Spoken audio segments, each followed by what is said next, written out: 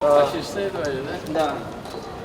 Это альма-матер будущих сотрудников Алабуги. Уникальный образовательный центр, где начинающих специалистов готовят не только за партами, но и на производстве. Перед вами находится шкаф управления, который в автоматическом режиме управляет технологическим процессом. Рустаму Миниханову, Светлане Родионовой и Дмитрию Конову показывают детали автоматизированного производства. Здесь и программируемые контроллеры, и промышленные роботы. Каждое устройство студенты знают как свои 5 пальцев. В учебных цехах они находятся практически постоянно. Днем на учебе, живут здесь же рядом, в арендных квартирах. Дальше жилье, работа и все. Все верно, что говоришь, да. Мы сейчас комплексно хотим эти Да. посмотреть. Студенты признаются, такие условия мотивируют учиться. Лучше перспектива, чем в других заведениях.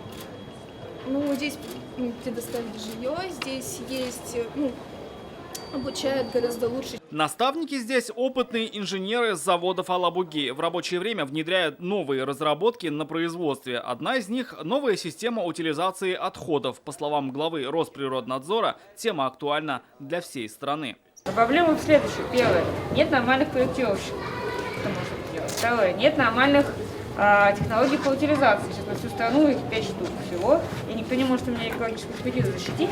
4000 гектар здесь, и будем еще расширяться, условно говоря. Здесь же прошло совещание по вопросам сотрудничества Алабуги и Сибур Холдинга. Гостям рассказали о промышленном потенциале особой экономической зоны, точках роста и ее экономических показателях. Рамиль Шайдуллин, Марат Хусаинов, ТНВ, Алабуга. Закажи рекламу на ТНВ. Телефон в Казани 5 705 100.